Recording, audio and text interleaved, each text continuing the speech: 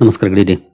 ಈ ವಿಡಿಯೋದಲ್ಲಿ especially semiconductor related ಮಾರ್ಕೆಟ್ಗಳು ಹಾಗೂ ಶೇರ್ಗಳು ಒಂದಷ್ಟು ನೆಗೆಟಿವ್ ಆಗಿ ರಿಯಾಕ್ಟ್ ಮಾಡ್ತಿದ್ದಾವೆ, ಅವುಗಳ ಬಗ್ಗೆ ತಿಳ್ಕೊಳ್ಳೋಣ. ಹಾಗೆ ಕೆಲವು ಸ್ಟಾಕ್ಗಳಿಗೆ ಸಂಬಂಧಪಟ್ಟಂತೆ ಕೂಡ ಒಂದಷ್ಟು ಸುದ್ದಿಗಳು ಬಂದಿದ್ದಾವೆ, ಆ ಸುದ್ದಿಗಳನ್ನ ತಿಳ್ಕೊಳ್ಳೋಣ. ಅದ್ರ ಜೊತೆಗೆ ಆಸ್ ಯೂಶುವಲ್ ಇವತ್ತು ಬಂದಂತ Q1 ರಿಸಲ್ಟ್ ಅನ್ನು ಕೂಡ ಓವರ್ ವ್ಯೂ ಮಾಡಿ ತಿಳ್ಕೊಳ್ಳೋ ಪ್ರಯತ್ನವನ್ನ ಮಾಡೋಣ. ಆಸ್ ಯೂಶುವಲ್ ಮುಂದುವರಿಯ ಮುಂಚೆ ಡಿಸ್ಕ್ಲೇಮರ್ ಕೊಡ್ಲಿಕ್ಕೆ ಇಷ್ಟಪಡ್ತೇನೆ. ಇಲ್ಲಿ ಕವರ್ ಮಾಡ್ತಿರುವಂತ ಯಾವುದೇ ಸ್ಟಾಕ್ ಅನ್ನು ಕೂಡ ರೆಕಮೆಂಡ್ ಮಾಡೋದಿಲ್ಲ. ನೀವು ಫರ್ದರ್ ಸ್ಟಡಿ ಮೆಡಿಟೇಷನ್ ತಗೊಳ್ಬಹುದು. ಆಸ್ ಎ ಎಜುಕೇಶನಲ್ ಪರ್ಪಸ್ ನಾನು ವಿಡಿಯೋ ಮುಂದೆ ತರ್ತಾ ಇದ್ದೀನಿ. ಮೊದಲಿಗೆ ಕೋಸ್ಪಿ ಪರಿಸ್ಥಿತಿಯನ್ನ ನೋಡಿದ್ರೆ ನೀವು ಇಲ್ಲಿ ನೋಡಬಹುದು 10.84% ಡೌನ್ ಪರ್ಫಾರ್ಮೆನ್ಸ್ ಇವತ್ತು ನೋಡ್ಲಿಕ್ಕೆ ಸಿಕ್ಕಿದೆ. ಒಂದು ಇಂಡೆಕ್ಸ್ ಅಲ್ಲಿ 10% ಗಿಂತ ಜಾಸ್ತಿ ಅಂದ್ರೆ ಆಲ್ಮೋಸ್ಟ್ 11% ಡೌನ್ ಪರ್ಫಾರ್ಮೆನ್ಸ್. ಅಂದ್ರೆ ಯಾವ ರೀತಿ ಪರ್ಫಾರ್ಮೆನ್ಸ್ ಬರ್ತಾ ಇದೆ ಕೊರಿಯಾ ಮಾರ್ಕೆಟ್ ಅಲ್ಲಿ ನೋಡಬಹುದು. ಯಾಕೆ ಈ ರೀತಿ ರಿಯಾಕ್ಷನ್ ಇದೆ? 11% ಒಂದೇ ದಿನ ಡೌನ್ ಆಗುತ್ತೆ ಅಂದ್ರೆ ಖಂಡಿತ ಏನಾದ್ರೂ ಸ್ಪೆಷಲ್ ಕಾರಣಗಳಿರಲೇಬೇಕು. ಬಟ್ ಅದಕ್ಕೆ ಮುಂಚೆ ಕೊರಿಯನ್ ಮಾರ್ಕೆಟ್ ನ ಕಳೆದ 6 ತಿಂಗಳ ಪರ್ಫಾರ್ಮೆನ್ಸ್ ಅನ್ನ ಓಪನ್ ಮಾಡಿದ್ರೆ ನೀವು ಇಲ್ಲಿ ನೋಡಬಹುದು, ಈಗಲೂ ಕೂಡ 16% ಪಾಸಿಟಿವ್ ಅಲ್ಲೇ ಇದೆ 6 ತಿಂಗಳಲ್ಲಿ. ಹಾಗೆ 1 ಇಯರ್ ಪರ್ಫಾರ್ಮೆನ್ಸ್ ನೋಡಿದ್ರೆ 87% ಪಾಸಿಟಿವ್ ಇದೆ. ಇದು ಇಂಡೆಕ್ಸ್ ಲೆವೆಲ್ ಅಲ್ಲಿ. ಯಾವುದೋ ಒಂದು ಇಂಡಿವಿಜುವಲ್ ಸ್ಟಾಕ್ ಮೂವ್ ಆಗುತ್ತೆ ಅಂದ್ರೆ ಓಕೆ, ಬಟ್ ಇಂಡೆಕ್ಸ್ ಲೆವೆಲ್ ಅಲ್ಲಿ 87% ಅಂದ್ರೆ 1 ಇಯರ್ ಅಲ್ಲಿ ಡಬಲ್ ಆಗಿದೆ. ಅದರಲ್ಲೂ ಈಗ ಹೈಯಿಂದ ಕರೆಕ್ಷನ್ ಆದಂತ ಸಂದರ್ಭದಲ್ಲಿ ಇರುವಂತದ್ದು. ಹೈಯಿಂದ ನಾವು ನೋಡಿದ್ರೆ ನೀವು ಇಲ್ಲಿ ನೋಡಬಹುದು ಆಲ್ಮೋಸ್ಟ್ 34% ಕರೆಕ್ಷನ್ ಆಗಿದೆ. ಹೈಯಿಂದ 34% ಡೌನ್ ಫಾಲ್ ನ ನಂತರ 87% ಕಾಣ್ತಾ ಇರೋದು. ಇನ್ ಕೇಸ್ ನಾವು ಇಲ್ಲಿಂದ ಹೈಗೆ ಲೆಕ್ಕಾಚಾರ ಮಾಡಿದ್ರೆ ನೀವು ಇಲ್ಲಿ ನೋಡಬಹುದು 182%. ಅಂದ್ರೆ 1 ಇಯರ್ ಅಲ್ಲಿ ಟ್ರಿಪಲ್ ಆಗಿದೆ. 1 ಇಯರ್ ಅಲ್ಲ, 1 ಇಯರ್ ಒಳಗಡೆನೆ ಟ್ರಿಪಲ್ ಆಗಿದೆ. ಜಸ್ಟ್ 10 to 11 ಮಂತ್ಸ್ ಅಲ್ಲಿ ಟ್ರಿಪಲ್ ಆಗಿದೆ. ನೀವು ಇಲ್ಲಿ ನೋಡಬಹುದು 3200 ಇಂಡೆಕ್ಸ್ 52 ವೀಕ್ ಐ ನೋಡಿದ್ರೆ ನೋಡಬಹುದು 9385 ಎಕ್ಸಾಕ್ಟ್ಲಿ 3 ಪಟ್ಟಾಗಿದೆ. 3000ದಿಂದ 9000 ಚಿಲ್ಲರೆ. ಸೊ ಈ ರೀತಿ ಬಿಗ್ ರ್ಯಾಲಿ ಬಂದಂತ ಸಂದರ್ಭದಲ್ಲಿ ಅಬ್ವಿಯಸ್ಲಿ ಈ ರೀತಿ ಕರೆಕ್ಷನ್ಗಳು ಕೂಡ ದೊಡ್ಡದಾಗೇ ಇರುತ್ತೆ. ಇದೊಂದೇ ಸಲನ ನೀವು ಇಲ್ಲೇ ನೋಡಬಹುದು, ಫೆಬ್ರವರಿಯಲ್ಲೂ ಕೂಡ ಇದೇ ರೀತಿ ಬಂದಿತ್ತು. ಎಸ್ಪೆಷಲಿ ಯುದ್ಧ ಸ್ಟಾರ್ಟ್ ಆದಂತ ಸಂದರ್ಭದಲ್ಲಿ ಆಲ್ಮೋಸ್ಟ್ 20%. ನಂತರ ಒಳ್ಳೆ ರ್ಯಾಲಿ ಕೂಡ ನೋಡ್ಲಿಕ್ಕೆ ಸಿಕ್ತು. ಮಧ್ಯೆ ಇಲ್ಲೂ ಕೂಡ ಕರೆಕ್ಷನ್ ಬಂದಿತ್ತು, ನೋಡಬಹುದು 14-15%. ನಂತರ ಮತ್ತೆ ಅಪ್ ಆಯ್ತು. ಈಗ ಸ್ವಲ್ಪ ಜಾಸ್ತಿನೇ ಇದೆ. ಮೇ ಬಿ ಇದು ಇನ್ನೂ ಒಂದಷ್ಟು ಕರೆಕ್ಷನ್ಗೆ ಕಾರಣ ಆಗಬಹುದೇನೋ. ಆ ರೀತಿಯ ಸನ್ನಿವೇಶಗಳು ಕಂಡು ಬರ್ತಿದೆ. ಯಾಕೆ ಆ ರೀತಿ ಸನ್ನಿವೇಶಗಳು ಅಂತಂದ್ರೆ ವ್ಯಾಲ್ಯೂಯೇಷನ್ಸ್. ಎಸ್ಪೆಷಲಿ ಈ ಸ್ಟಾಕ್ ಗಳು ಯಾಕೆ ಈ ರೀತಿ ಪರ್ಫಾರ್ಮ್ ಮಾಡಿದ್ದು ಅಂತಂದ್ರೆ ಸೆಮಿ ಕಂಡಕ್ಟರ್, AI ಚಿಪ್ಸ್ ಇವುಗಳೇ ದೊಡ್ಡ ರ್ಯಾಲಿಗೆ ಕಾರಣ ಆಗಿರೋದು. ಕೊರಿಯನ್ ಮಾರ್ಕೆಟ್ ಆಗ್ಬೋದು, ತೈವಾನ್ ಮಾರ್ಕೆಟ್ ಆಗ್ಬೋದು, ಅಮೆರಿಕದ ನಾಸ್ಡಾಕ್ ಆಗ್ಬೋದು, ಅಂದ್ರೆ ಟೆಕ್ ಇಂಡೆಕ್ಸ್, ಎಲ್ಲ ಕಡೆ ಒಳ್ಳೆ ರ್ಯಾಲಿ ಬರ್ಲಿಕ್ಕೆ ಪ್ರಮುಖ ಕಾರಣನೇ AI. ಹಾಗಾದ್ರೆ AI ಕಾರಣಕ್ಕೆ ಇನ್ನ ರ್ಯಾಲಿ ಬರೋದಿಲ್ವಾ? ಯಾವ್ದಕ್ಕಾದ್ರೂ ಒಂದು ಅಂತ್ಯ ಇದ್ದೇ ಇರುತ್ತೆ. ಹಾಗಂತ ಮಾರ್ಕೆಟ್ ಅಲ್ಲಿ ಒಳ್ಳೆ ಪರ್ಫಾರ್ಮೆನ್ಸ್ ಬರಲ್ಲ ಅಂತ ಅಲ್ಲ, ಬಟ್ ವ್ಯಾಲ್ಯೂಯೇಷನ್ಸ್ ಸ್ಟ್ರೆಚ್ ಆದೇ ಆಗುತ್ತೆ. ಯಾಕೆ ನಮ್ಮ ಇಂಡಿಯನ್ ಮಾರ್ಕೆಟ್ ಅಂಡರ್ ಪರ್ಫಾರ್ಮೆನ್ಸ್ ಮಾಡ್ತಿದೆ ಲಾಸ್ಟ್ 2 ವರ್ಷದಿಂದ ಅಂದ್ರೆ ಅದಕ್ಕೆ ಪ್ರಮುಖ ಕಾರಣನೇ ಗ್ಲೋಬಲ್ ಇನ್ವೆಸ್ಟರ್ಸ್ ಈ ಮಾರ್ಕೆಟ್ ಗಳ ಕಡೆ ಹೋಗ್ತಾ ಇದ್ರು. ಈಗ ಅಲ್ಲಿ ಕರೆಕ್ಷನ್ ಬರ್ತಿದೆ ಅಂದ್ರೆ ಅಬ್ವಿಯಸ್ಲಿ ಆ ವ್ಯಾಲ್ಯೂಯೇಷನ್ ಗಳಿಗೆ ಹೋಲಿಸಿದ್ರೆ ಇಂಡಿಯನ್ ಮಾರ್ಕೆಟ್ ವ್ಯಾಲ್ಯೂಯೇಷನ್ಸ್ ರೀಸನಬಲ್ ಇದೆ. ಮೇ ಬಿ ಈ ಕಡೆ ಈಗ ತಿರುಗಬಹುದು. ಇದು ನಮ್ಮ ಮಾರ್ಕೆಟ್ ಗೆ ಆಕ್ಚುಲಿ ಒಳ್ಳೆ ಸುದ್ದಿನೂ ಆಗ್ಬಹುದು. ಬಟ್ ಬಂದೇ ಬಿಡ್ತಾರ ಅದನ್ನ ನಾವು ಕಾದ್ ನೋಡ್ಬೇಕು. ಯಾಕಂದ್ರೆ ಯಾರು ಅದನ್ನ ಹೇಳಕ್ ಆಗೋದಿಲ್ಲ. ಬಟ್ ಈಗ ಇಲ್ಲಿ ಕಂಡು ಬರುತ್ತಿರೋದೇನಂತಂದ್ರೆ ನೋಡಬಹುದು, investors are questioning whether high valuations of AI investments can be sustained as China makes faster than expected advances. So ಚೀನಾದಲ್ಲಿ ಏನ್ ಎಕ್ಸ್ಪೆಕ್ಟೇಷನ್ ಇತ್ತು ಅದಕ್ಕಿಂತ ದೊಡ್ಡ ಅಡ್ವಾನ್ಸ್ಮೆಂಟ್ಸ್ ಆಗ್ತಾ ಇದೆ. ಸೊ ಹಾಗಾಗಿ ಈಗ AI ಗೆ ಹೂಡಿಕೆಯನ್ನ ಮಾಡಿದ್ದಾರಲ್ಲ, ಅಮೆರಿಕನ್ ಇನ್ವೆಸ್ಟರ್ಸ್ ಆಗ್ಬೋದು ಅಥವಾ ಬೇರೆ ಯಾವುದೇ ಮಾರ್ಕೆಟ್ ಅಲ್ಲಿ ಇನ್ವೆಸ್ಟ್ ಮಾಡಿರುವಂತ ಗ್ಲೋಬಲ್ ಇನ್ವೆಸ್ಟರ್ಸ್, ಅವರುಗಳಿಗೆ ಒಂದು ಪ್ರಶ್ನೆ ಮೂಡ್ತಾ ಇದೆ, ಈ ಹೈ ವ್ಯಾಲ್ಯೂಯೇಷನ್ ಸಸ್ಟೈನ್ ಆಗಕ್ಕೆ ಸಾಧ್ಯನಾ ಅಂತ. ಇದೇ ಪ್ರಮುಖ ಕಾರಣ ಎಸ್ಪೆಷಲಿ ಸೆಮಿ ಕಂಡಕ್ಟರ್ ರಿಲೇಟೆಡ್ ಶೇರ್ಗಳಲ್ಲಿ ಡೌನ್ ಪರ್ಫಾರ್ಮೆನ್ಸ್ ನೋಡ್ಲಿಕ್ಕೆ ಸಿಗ್ತಿರೋದಕ್ಕೆ. ನೋಡಬಹುದು SanDisk sell off explained why investors are moving away from the memory chip giant. SanDisk ಕೂಡ ಮೆಮೊರಿ ಚಿಪ್ ಸೆಗ್ಮೆಂಟ್ ಅಲ್ಲಿ ಕೆಲಸ ಮಾಡುತ್ತೆ. ಯಾಕೆ ಈ ರೀತಿ ಕರೆಕ್ಷನ್ ಆಗ್ತಿದೆ? ನೀವು ಇಲ್ಲಿ ನೋಡಬಹುದು, concerns over China's growing semiconductor capabilities and questions about the sustainability of massive AI infrastructure spending triggered selling pressure across the chip sector. So ಚೀನಾದಲ್ಲಿ ಆಗ್ತಿರುವಂತ ಅಡ್ವಾನ್ಸ್ಮೆಂಟ್ಸ್, ಅದರಲ್ಲೂ ಎಸ್ಪೆಷಲಿ ಸೆಮಿಕಂಡಕ್ಟರ್ ಕೇಪಬಿಲಿಟೀಸ್ ಅಲ್ಲಿ ಅಂದ್ರೆ ಅವರು ಎಕ್ಸ್ಪೆಕ್ಟೇಷನ್ ಗಿಂತ ಫಾಸ್ಟ್ ಆಗಿ ಕೆಲಸ ಮಾಡ್ತಿದ್ದಾರೆ. ಇದು ಬರೀ SanDisk ಗೆ ಮಾತ್ರ ಸೀಮಿತ ಆಗಿಲ್ಲ. ನೀವು ಇಲ್ಲಿ ನೋಡಬಹುದು semiconductor names including Nvidia, SK Hynix, ASML ಎಲ್ಲ ಕಡೆ ಇದೆ. ಚೀನಾದ CXMT IPO blockbuster listing ಆಗಿದೆ. ಕಾಂಪಿಟೇಷನ್ ಜಾಸ್ತಿ ಆಗ್ತಾ ಇದೆ ಈ ಸೆಗ್ಮೆಂಟ್ ಅಲ್ಲಿ, ಸೆಮಿಕಂಡಕ್ಟರ್ ಅಲ್ಲಿ. ಚೀನಾದಲ್ಲಿ ಆಗ್ತಿರುವಂತ ಫಾಸ್ಟರ್ ಪ್ರೋಗ್ರೆಸ್ ಇವುಗಳಿಗೆ ಸಮಸ್ಯೆಯನ್ನ ತಂದೊಡ್ತಿದೆ.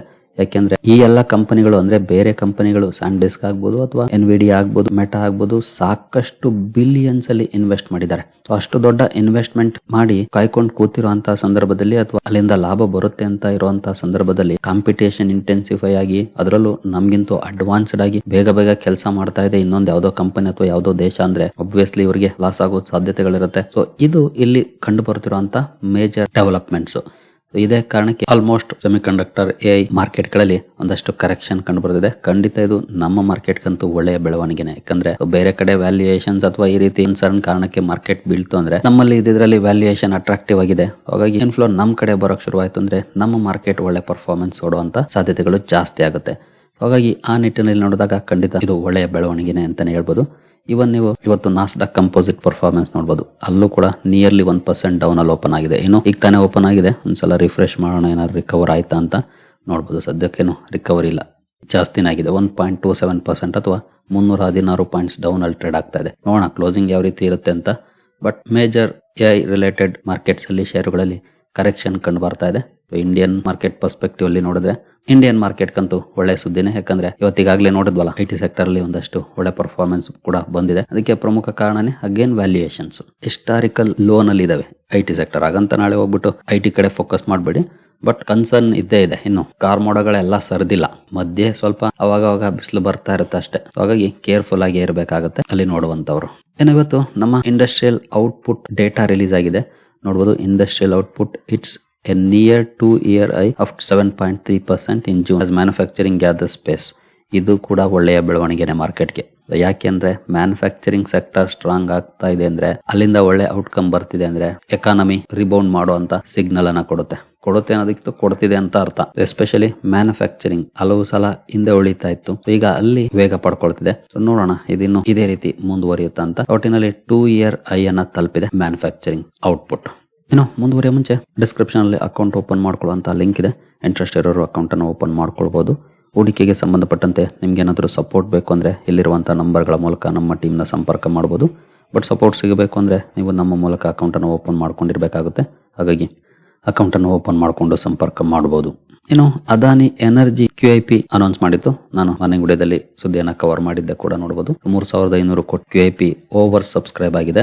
ಅಂದ್ರೆ 3.1 ಟೈಮ್ ಸಬ್ಸ್ಕ್ರೈಬ್ ಆಗಿದೆ. ಅಂದ್ರೆ ಕಂಪನಿ 1 ಕೋಟಿ ಶೇರುಗಳನ್ನ ಆಫರ್ ಮಾಡಿದ್ರೆ ಬಿಡ್ ಬಂದಿರೋದು 3 ಕೋಟಿಗಿಂತ ಜಾಸ್ತಿ. FIS, mutual funds, Azim Premji company ಇವರೆಲ್ಲ ಕೂಡ ಬಿಡ್ಡಿಂಗ್ ಅನ್ನ ಮಾಡಿದ್ದಾರೆ 3,500 ಕೋಟಿ QIP ನಲ್ಲಿ. ಒಳ್ಳೆ ರೆಸ್ಪಾನ್ಸ್ ನೋಡ್ಲಿಕ್ಕೆ ಸಿಕ್ಕಿದೆ ಅದಾನಿ ಎನರ್ಜಿ ಸೊಲ್ಯೂಷನ್ಸ್ ನ QIP ಗೆ. ಇನ್ನು ಜೆಪ್ಟೋದ ವ್ಯಾಲ್ಯೂಯೇಷನ್ ಕಟ್ ಆಗ್ತಿರೋ ಬಗ್ಗೆ ಸುದ್ದಿಗಳು ಬರ್ತಾ ಇದ್ದಾವೆ. ಈ ಸುದ್ದಿ ಆಕ್ಚುಲಿ ಸ್ವಿಗ್ಗಿ ಹಾಗೂ ಎಟರ್ನಲ್ ಶೇರುಗಳಲ್ಲಿ ಒಂದಷ್ಟು ಪಾಸಿಟಿವ್ ರಿಯಾಕ್ಷನ್ಗೂ ಕೂಡ ಕಾರಣ ಆಗಿದೆ. ಇವತ್ತು ಸ್ಟಾಕ್ ಗಳಲ್ಲಿ ಒಳ್ಳೆ ರಿಯಾಕ್ಷನ್ ಕಂಡು ಬಂದಿದೆ. ಅಂದ್ರೆ ಮನಿ ಕಂಟ್ರೋಲ್ ಒಂದು ರಿಪೋರ್ಟ್ ಅನ್ನ ತಂದಿದೆ. ನೋಡಬಹುದು ಮನಿ ಕಂಟ್ರೋಲ್ ರಿಪೋರ್ಟೆಡ್ ಆನ್ July 27 ಅಂದ್ರೆ ನಿನ್ನೆ ಈ ಬಗ್ಗೆ ರಿಪೋರ್ಟ್ ಮಾಡಿದೆ. IPO ವ್ಯಾಲ್ಯೂಯೇಷನ್ ಜೆಪ್ಟೋದ IPO ವ್ಯಾಲ್ಯೂಯೇಷನ್ ಏನಿತ್ತು ಈ ಮುಂಚೆ $5 ಬಿಲಿಯನ್ ಇರಬಹುದು ಅಂತ ಟಾರ್ಗೆಟ್ ಮಾಡಲಾಗಿತ್ತು. ಬಟ್ ಅದೀಗ $3 ಬಿಲಿಯನ್ ಗೆ ಇಳಿಬಹುದು ಅಂತ ಸುದ್ದಿಗಳು ಬರ್ತಾ ಇದಾವೆ. ಈ ಸುದ್ದಿನೇ ಇವತ್ತು ಫುಡ್ ಡೆಲಿವರಿ ಸ್ಟಾಕ್ ಗಳಲ್ಲಿ ಒಂದಷ್ಟು ಪಾಸಿಟಿವ್ ರಿಯಾಕ್ಷನ್ ಗೆ ಕಾರಣ ಆಗಿದೆ. ಯಾಕಂದ್ರೆ ನೋಡಬಹುದು reinforcing investor expectation that quick commerce price war may be entering more disciplined phase. ಸುಮ್ನೆ ಪ್ರೈಸ್ ವಾರ್ ಮಾಡದೆ ಡಿಸಿಪ್ಲಿನ್ ಆಗಿ ಕಾಂಪಿಟೇಷನ್ ಮಾಡುವಂತದ್ದು. ಸೊ ಈ ಎಕ್ಸ್ಪೆಕ್ಟೇಷನ್ ಕಂಡು ಬರ್ತಾ ಇದೆ. ಹಾಗಾಗಿನೇ ಅಲ್ಲೂ ಒಳ್ಳೆ ರಿಯಾಕ್ಷನ್ ನೋಡ್ಲಿಕ್ಕೆ ಸಿಕ್ಕಿದೆ. ಅಂದ್ರೆ ಕಡಿಮೆ ವ್ಯಾಲ್ಯೂಯೇಷನ್ ಮೂಲಕ may be company smaller fund raise ಮಾಡಬಹುದು ಅನ್ನೋ ಅಂತದ್ದು. ನೋಡಿ ಯಾವುದೋ ಕಂಪನಿಗೆ ಸಂಬಂಧಪಟ್ಟಂತ ಸುದ್ದಿ ಇನ್ಯಾವುದೋ ಶೇರ್ ಅಲ್ಲಿ ರ್ಯಾಲಿಗೆ ಕಾರಣ ಆಗುತ್ತೆ. ಮಾರ್ಕೆಟ್ ಹೀಗೆ ತುಂಬಾ ಡೀಪ್ ಆಗಿ ನೋಡುತ್ತೆ. ನಾವು ಮಾತ್ರ ಮೇಲ್ ನೋಡ್ಕೊಂಡು ಹೋಗ್ತೀವಿ ಅಷ್ಟೇ. ಹಾಗಾಗಿನೇ ರಿಟೇಲ್ ಇನ್ವೆಸ್ಟರ್ಸ್ಗೆ ಇನ್ವೆಸ್ಟ್ಮೆಂಟ್ ಜರ್ನಿ ಅನ್ನೋದು ತುಂಬಾನೇ ಕಷ್ಟ, ಮುಳ್ಳಿನ ಹಾದಿ ಅಂತಾನೆ ಹೇಳ್ಬೋದು. ಬಟ್ ಗ್ರಾಜುಯಲ್ ಆಗಿ ತಿಳ್ಕೊಳ್ತಾ ಪೇಷನ್ಸ್ ಇಂದ ಇದ್ರೆ ಖಂಡಿತ ಆ ಹಾದಿಯನ್ನು ಕೂಡ ನಾವು ಸವಸಬಹುದು. ಇನ್ನು ರಿಸಲ್ಟ್ ಗಳ ಕಡೆ ಬಂದ್ರೆ VST ಇಂಡಸ್ಟ್ರೀಸ್ ಇವತ್ತು ರಿಸಲ್ಟ್ ಅನ್ನು ಅನೌನ್ಸ್ ಮಾಡಿದೆ. ಪರ್ಫಾರ್ಮೆನ್ಸ್ ನೋಡಬಹುದು ಇಯರ್ಲಿ ಆಗ್ಬೋದು ಅಥವಾ ಕ್ವಾರ್ಟರ್ಲಿ ಆಗ್ಬೋದು, ಎರಡು ಕಡೆ ಡೌನ್ ಪರ್ಫಾರ್ಮೆನ್ಸ್ ಇದೆ. VST ಇಂಡಸ್ಟ್ರೀಸ್ ನ ಸೇಲ್ಸ್ ಅಲ್ಲಿ EBIT ಅಲ್ಲಿ ಕೂಡ ಡೌನ್ ಪರ್ಫಾರ್ಮೆನ್ಸ್ ಇದೆ. ನೆಟ್ ಪ್ರಾಫಿಟ್ ಅಲ್ಲೂ ಕೂಡ ಡೌನ್ ಪರ್ಫಾರ್ಮೆನ್ಸ್ ಇದೆ. ಪೂರ್ ಪರ್ಫಾರ್ಮೆನ್ಸ್ ಅಂತಾನೆ ಹೇಳ್ಬೋದು VST ಇಂಡಸ್ಟ್ರೀಸ್ Q1 ಅಲ್ಲಿ. ಇನ್ನು L&T ಕೂಡ ಇವತ್ತು ರಿಸಲ್ಟ್ ಅನ್ನು ಅನೌನ್ಸ್ ಮಾಡಿದೆ. ಪರ್ಫಾರ್ಮೆನ್ಸ್ ನೋಡಬಹುದು ಕ್ವಾರ್ಟರ್ಲಿ ಡೌನ್ ಇದೆ, ಇಯರ್ಲಿ 7% ಅಪ್ ಆಗಿದೆ. ಇನ್ನು EBIT ಅಲ್ಲಿ ಅಗೇನ್ ಕ್ವಾರ್ಟರ್ಲಿ ಡೌನ್ ಇದೆ, ಇಯರ್ಲಿ 2% ಅಪ್ ಆಗಿದೆ. ನೆಟ್ ಪ್ರಾಫಿಟ್ ಅಲ್ಲಿ ಕೂಡ ಕ್ವಾರ್ಟರ್ಲಿ ಡೌನ್ ಇದೆ, ಇಯರ್ಲಿ ಅಪ್ ಆಗಿದೆ ನೋಡಬಹುದು. So over all year on year slightly improvement ಅಥವಾ ಸ್ಲೈಟ್ಲಿ ಫ್ಲಾಟಿಶ್ ಅಂತ ಬೇಕಿದ್ರು ಹೇಳ್ಬೋದು, ಆ ರೀತಿ ನಂಬರ್ಸ್ ಇದೆ. ಬಟ್ ಕ್ವಾರ್ಟರ್ಲಿ ಡೌನ್ ಪರ್ಫಾರ್ಮೆನ್ಸ್ ಇದೆ ಲಾರ್ಸನ್ ಅಂಡ್ ಟೋಬ್ರೋದಲ್ಲಿ. ನಂತರ DCM ಶ್ರೀರಾಮ್ ಪರ್ಫಾರ್ಮೆನ್ಸ್ ನೋಡಬಹುದು ಇಯರ್ಲಿ ಕ್ವಾರ್ಟರ್ಲಿ ಎರಡು ಕಡೆ ಡಿಸೆಂಟ್ ಇಂಪ್ರೂವ್ಮೆಂಟ್ ಇದೆ. ಸೇಲ್ಸ್ ಅಲ್ಲಿ EBIT ಅಲ್ಲಿ ಕ್ವಾರ್ಟರ್ಲಿ ಸ್ವಲ್ಪ ಡೌನ್ ಇದೆ, ಇಯರ್ಲಿ 11% ಇನ್ಕ್ರೀಸ್ ಆಗಿದೆ. ನೆಟ್ ಪ್ರಾಫಿಟ್ ಅಲ್ಲಿ ಇಯರ್ಲಿ ಕ್ವಾರ್ಟರ್ಲಿ ಎರಡು ಕಡೆ ಅಪ್ ಆಗಿದೆ. ಬಟ್ ಈ ಸಲ 79 ಕೋಟಿ ಎಕ್ಸೆಪ್ಷನಲ್ ಐಟಮ್ಸ್ ಆಡ್ ಆಗಿದೆ. ಬಟ್ ಸ್ಟಿಲ್ ಅದನ್ನ ಹೊರತುಪಡಿಸಿದ್ರು ಕೂಡ ಇಯರ್ಲಿ ಕ್ವಾರ್ಟರ್ಲಿ ಎರಡು ಕಡೆ ಪರ್ಫಾರ್ಮೆನ್ಸ್ ಇಂಪ್ರೂವ್ ಆಗಿದೆ. ನಂತರ Birla soft quarterly slightly improvement ಇದೆ, ಇಯರ್ಲಿ ಕೂಡ ಸಿಂಗಲ್ ಡಿಜಿಟ್ ಅಲ್ಲಿ ಗ್ರೋ ಆಗಿದೆ ಸೇಲ್ಸ್. EBIT ಅಲ್ಲಿ ಕ್ವಾರ್ಟರ್ಲಿ ಡೌನ್ ಇದೆ, ಇಯರ್ಲಿ 40% ಇಂಪ್ರೂವ್ ಆಗಿದೆ. ನೆಟ್ ಪ್ರಾಫಿಟ್ ಅಲ್ಲಿ ಕ್ವಾರ್ಟರ್ಲಿ ಡೌನ್ ಇದೆ, ಇಯರ್ಲಿ 51% ಇಂಪ್ರೂವ್ ಆಗಿದೆ. ನಂತರ ಸಿರ್ಕಾ ಪೇಂಟ್ಸ್ ಕ್ವಾರ್ಟರ್ಲಿ ನೋಡಬಹುದು ಸ್ವಲ್ಪ ಡೌನ್ ಇದೆ, ಇಯರ್ಲಿ 14% ಅಪ್ ಆಗಿದೆ. ಎಬಿಟ್ ಅಲ್ಲಿ ಕ್ವಾರ್ಟರ್ಲಿ ಸ್ಲೈಟ್ಲಿ ಡೌನ್ ಇದೆ, ಇಯರ್ಲಿ 7% ಅಪ್ ಆಗಿದೆ. ನೆಟ್ ಪ್ರಾಫಿಟ್ ಅಲ್ಲಿ ಕೂಡ ಕ್ವಾರ್ಟರ್ಲಿ ಡೌನ್ ಇದೆ, ಇಯರ್ಲಿ 14% ಅಪ್ ಆಗಿದೆ. ನಂತರ ನೆಟ್ವೆಬ್ ಟೆಕ್ನಾಲಜೀಸ್ ನೋಡಬಹುದು, ಇಲ್ಲಿ ಇಯರ್ ಆನ್ ಇಯರ್ ಆಗ್ಬಹುದು ಅಥವಾ ಕ್ವಾರ್ಟರ್ ಆನ್ ಕ್ವಾರ್ಟರ್ ಆಗ್ಬಹುದು, ಎರಡು ಕಡೆ ಒಳ್ಳೆ ಇಂಪ್ರೂವ್ಮೆಂಟ್ ನೋಡ್ಲಿಕ್ಕೆ ಸಿಕ್ಕಿದೆ. ಕಂಪನಿಯ ನಂಬರ್ಸ್ ಅಲ್ಲಿ, ಸೇಲ್ಸ್ ಅಲ್ಲಿ ಎಸ್ಪೆಷಲಿ, ಎಬಿಟ್ ಅಲ್ಲಿ ಕೂಡ ಒಳ್ಳೆ ಪರ್ಫಾರ್ಮೆನ್ಸ್ ಇದೆ. ನೆಟ್ ಪ್ರಾಫಿಟ್ ಅಲ್ಲೂ ಕೂಡ ಒಳ್ಳೆ ಪರ್ಫಾರ್ಮೆನ್ಸ್ ನೋಡ್ಲಿಕ್ಕೆ ಸಿಕ್ಕಿದೆ ನೆಟ್ವೆಬ್ ಟೆಕ್ನಾಲಜೀಸ್ ಅಲ್ಲಿ Q1 ಅಲ್ಲಿ. ನಂತರ ಇಕ್ವಿಟಾಸ್ ಸ್ಮಾಲ್ ಫೈನಾನ್ಸ್ ಬ್ಯಾಂಕ್, ಇಲ್ಲೂ ಕೂಡ ನೋಡಬಹುದು ಇಯರ್ಲಿ ಕ್ವಾರ್ಟರ್ಲಿ ಎರಡು ಕಡೆ ಚೆನ್ನಾಗಿ ಇಂಪ್ರೂವ್ ಆಗಿದೆ. ಸೇಲ್ಸ್ ಎಬಿಟ್ ಅಲ್ಲಿ ಕೂಡ ಇಂಪ್ರೂವ್ ಆಗಿದೆ.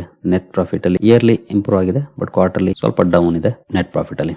ನಂತರ ಅಂಬುಜಾ ಸಿಮೆಂಟ್ಸ್ ನೋಡಬಹುದು ಇಯರ್ಲಿ ಕ್ವಾರ್ಟರ್ಲಿ ಎರಡು ಕಡೆ ಡೌನ್ ಇದೆ. ಕಂಪನಿಯ ಸೇಲ್ಸ್ ಅಲ್ಲಿ, ಎಬಿಟ್ ಅಲ್ಲಿ ಕೂಡ ಇಯರ್ಲಿ ಡೌನ್ ಇದೆ, ಕ್ವಾರ್ಟರ್ಲಿ ಸ್ವಲ್ಪ ಅಪ್ ಆಗಿದೆ. ನೆಟ್ ಪ್ರಾಫಿಟ್ ಅಲ್ಲಿ ಇಯರ್ಲಿ ಕ್ವಾರ್ಟರ್ಲಿ ಎರಡು ಕಡೆ ಡೌನ್ ಇದೆ. ನಂತರ ರಾಡಿಕೋ ಕೈತಾನ್ ಸೇಲ್ಸ್ ಅಲ್ಲಿ ಇಯರ್ಲಿ ಕ್ವಾರ್ಟರ್ಲಿ ಎರಡು ಕಡೆ ಡೀಸೆಂಟ್ ಇಂಪ್ರೂವ್ಮೆಂಟ್ ಇದೆ. ಎಬಿಟ್ ಅಲ್ಲೂ ಕೂಡ ಒಳ್ಳೆ ಇಂಪ್ರೂವ್ಮೆಂಟ್ ಇದೆ. ನೆಟ್ ಪ್ರಾಫಿಟ್ ಅಲ್ಲೂ ಕೂಡ ಇಂಪ್ರೂವ್ಮೆಂಟ್ ನೋಡ್ಲಿಕ್ಕೆ ಸಿಕ್ಕಿದೆ ಕಂಪನಿಯಲ್ಲಿ. ಓವರ್ ಆಲ್ ಇಂಪ್ರೂವ್ಮೆಂಟ್ ಇದೆ. ನಂತರ ಪೈನ್ ಲ್ಯಾಬ್ಸ್ ಪರ್ಫಾರ್ಮೆನ್ಸ್ ನೋಡಬಹುದು, ಇಲ್ಲೂ ಕೂಡ ಇಯರ್ಲಿ ಕ್ವಾರ್ಟರ್ಲಿ ಎರಡು ಕಡೆ ಸೇಲ್ಸ್ ಅಲ್ಲಿ ಇಂಪ್ರೂವ್ ಆಗಿದೆ. ಎಬಿಟ್ ಅಲ್ಲಿ ಕ್ವಾರ್ಟರ್ಲಿ ಸ್ವಲ್ಪ ಡೌನ್ ಇದೆ, ಇಯರ್ಲಿ ಚೆನ್ನಾಗಿ ಇಂಪ್ರೂವ್ ಆಗಿದೆ. ನೆಟ್ ಪ್ರಾಫಿಟ್ ಅಲ್ಲಿ ಕೂಡ ಕ್ವಾರ್ಟರ್ಲಿ ಡೌನ್ ಇದೆ, ಇಯರ್ಲಿ ಇಂಪ್ರೂವ್ ಆಗಿದೆ.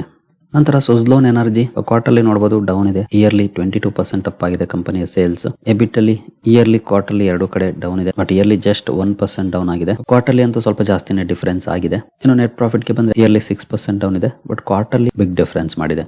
ಹಾಗಾಗಿ ಸ್ಟಾಕ್ ಅಲ್ಲೂ ಕೂಡ ಸ್ವಲ್ಪ ಜಾಸ್ತಿನೇ ನೆಗೆಟಿವ್ ರಿಯಾಕ್ಷನ್ ನೋಡ್ಲಿಕ್ಕೆ ಸಿಕ್ಕಿದೆ ಇವತ್ತು. ನಂತರ Deep industries yearly quarterly improvement ಇದೆ ಕಂಪನಿಯ ಸೇಲ್ಸ್ ಅಲ್ಲಿ, ಎಬಿಟ್ ಅಲ್ಲಿ ಕೂಡ ಇಂಪ್ರೂವ್ಮೆಂಟ್ ಇದೆ. ನೆಟ್ ಪ್ರಾಫಿಟ್ ಅಲ್ಲೂ ಕೂಡ ಇಂಪ್ರೂವ್ಮೆಂಟ್ ನೋಡ್ಲಿಕ್ಕೆ ಸಿಕ್ಕಿದೆ. ನಂತರ ಸುಪ್ರೀಂ ಇಂಡಸ್ಟ್ರೀಸ್ ಕ್ವಾರ್ಟರ್ಲಿ ಸ್ವಲ್ಪ ಡೌನ್ ಇದೆ, ಇಯರ್ಲಿ 4% ಅಪ್ ಆಗಿದೆ ಕಂಪನಿಯ ಸೇಲ್ಸ್. ಎಬಿಟ್ ಅಲ್ಲಿ ಕ್ವಾರ್ಟರ್ಲಿ ಡೌನ್ ಇದೆ, ಇಯರ್ಲಿ ಅಪ್ ಆಗಿದೆ. ನೆಟ್ ಪ್ರಾಫಿಟ್ ಅಲ್ಲೂ ಕೂಡ ಕ್ವಾರ್ಟರ್ಲಿ ಡೌನ್ ಇದೆ, ಇಯರ್ಲಿ ಅಪ್ ಆಗಿದೆ. ಕ್ವಾರ್ಟರ್ ಆನ್ ಕ್ವಾರ್ಟರ್ ಡೌನ್ ಇದೆ performance, but year on year improve ಆಗಿದೆ. ಟಿಟಿಕೆ ಪ್ರೆಸ್ಟೀಜ್ ಪರ್ಫಾರ್ಮೆನ್ಸ್ ನೋಡಬಹುದು, ಇಲ್ಲೂ ಕೂಡ ಇಂಪ್ರೂವ್ಮೆಂಟ್ ಇದೆ. ಇಯರ್ ಆನ್ ಇಯರ್ ಸೇಲ್ಸ್ ಅಲ್ಲಿ, ಎಬಿಟ್ ಅಲ್ಲಿ ಕೂಡ ಇಂಪ್ರೂವ್ಮೆಂಟ್ ಇದೆ. ನೆಟ್ ಪ್ರಾಫಿಟ್ ಅಲ್ಲೂ ಕೂಡ ಇಂಪ್ರೂವ್ಮೆಂಟ್ ನೋಡ್ಲಿಕ್ಕೆ ಸಿಕ್ಕಿದೆ. ನಂತರ ವಿಬಿಎಲ್ ಅಲ್ಲೂ ಕೂಡ ಪರ್ಫಾರ್ಮೆನ್ಸ್ ಚೆನ್ನಾಗಿದೆ ನೋಡಬಹುದು. ಇಯರ್ಲಿ ಕ್ವಾರ್ಟರ್ಲಿ ಎರಡು ಕಡೆ ಒಳ್ಳೆ ಇಂಪ್ರೂವ್ಮೆಂಟ್ ಇದೆ. ಯೂಶುವಲಿ ಜೂನ್ ಕ್ವಾರ್ಟರ್ ಚೆನ್ನಾಗಿರುತ್ತೆ ನಂಬರ್ಸ್, ಅದೇ ರೀತಿ ಒಳ್ಳೆ ಪರ್ಫಾರ್ಮೆನ್ಸ್ ಇದೆ. ಇನ್ನು ಎಬಿಟ್ ಅಲ್ಲೂ ಕೂಡ ಒಳ್ಳೆ ಪರ್ಫಾರ್ಮೆನ್ಸ್ ಇದೆ. ನೆಟ್ ಪ್ರಾಫಿಟ್ ಅಲ್ಲೂ ಕೂಡ ಒಳ್ಳೆ ಪರ್ಫಾರ್ಮೆನ್ಸ್ ಇದೆ. ಇನ್ನು HUL ಕೂಡ ಇವತ್ತು ರಿಸಲ್ಟ್ ಅನ್ನು ಅನೌನ್ಸ್ ಮಾಡಿದೆ. ಪರ್ಫಾರ್ಮೆನ್ಸ್ ನೋಡಬಹುದು, ಇಯರ್ಲಿ ಕ್ವಾರ್ಟರ್ಲಿ ಸೇಲ್ಸ್ ಅಲ್ಲಿ ಡಿಸೆಂಟ್ ಇಂಪ್ರೂವ್ಮೆಂಟ್ ಇದೆ. ಎಬಿಟ್ ಅಲ್ಲಿ ಕೂಡ ಡಿಸೆಂಟ್ ಪರ್ಫಾರ್ಮೆನ್ಸ್ ಇದೆ, ಬಟ್ ಸಿಂಗಲ್ ಡಿಜಿಟ್ ಅಲ್ಲಿ ಗ್ರೋ ಆಗಿದೆ. ಬಟ್ ನೆಟ್ ಪ್ರಾಫಿಟ್ ಡೌನ್ ಇದೆ, ಇಯರ್ಲಿ ಆಗ್ಬೋದು ಅಥವಾ ಕ್ವಾರ್ಟರ್ಲಿ ಆಗ್ಬೋದು, ಎರಡು ಕಡೆ ಡೌನ್ ಪರ್ಫಾರ್ಮೆನ್ಸ್ ನೋಡ್ಲಿಕ್ಕೆ ಸಿಕ್ಕಿದೆ HUL ನ ನೆಟ್ ಪ್ರಾಫಿಟ್ ಅಲ್ಲಿ. ನಂತರ ಕೋಫೋರ್ಜ್ ನ ನಂಬರ್ಸ್ ನೋಡಬಹುದು, ಇಯರ್ಲಿ ಕ್ವಾರ್ಟರ್ಲಿ ಎರಡು ಕಡೆ ಇಂಪ್ರೂವ್ ಆಗಿದೆ. ಸೇಲ್ಸ್ ಚೆನ್ನಾಗಿ, ಎಬಿಟ್ ಅಲ್ಲೂ ಕೂಡ ಚೆನ್ನಾಗಿ ಇಂಪ್ರೂವ್ ಆಗಿದೆ. ನೆಟ್ ಪ್ರಾಫಿಟ್ ಅಲ್ಲೂ ಕೂಡ ಇಯರ್ಲಿ ಇಂಪ್ರೂವ್ ಆಗಿದೆ, ಕ್ವಾರ್ಟರ್ಲಿ ಸ್ವಲ್ಪ ಡೌನ್ ಇದೆ. ಸರಿ ಗೆಳೆಯರಿ, ಈ ಎಲ್ಲ ಅಪ್ಡೇಟ್ಸ್ ನಿಮಗೆ ಇಷ್ಟ ಆಗಿದೆ ಅನ್ಕೊಳ್ತೀನಿ. ಹಾಗೆ ಡಿಸ್ಕ್ರಿಪ್ಷನ್ ಅಲ್ಲಿ ಅಕೌಂಟ್ ಓಪನ್ ಮಾಡ್ಕೊಳ್ಳುವಂತ ಲಿಂಕ್ ಇದೆ, ಇಂಟ್ರೆಸ್ಟ್ ಇರೋರು ಅಕೌಂಟ್ ಅನ್ನು ಓಪನ್ ಮಾಡ್ಕೊಳ್ಬಹುದು. ಮುಂದಿನ ವಿಡಿಯೋದಲ್ಲಿ ಸಿಗೋಣ. ಅಲ್ಲಿವರೆಗೂ ಜೈ ಹಿಂದ್, ಜೈ ಕರ್ನಾಟಕ.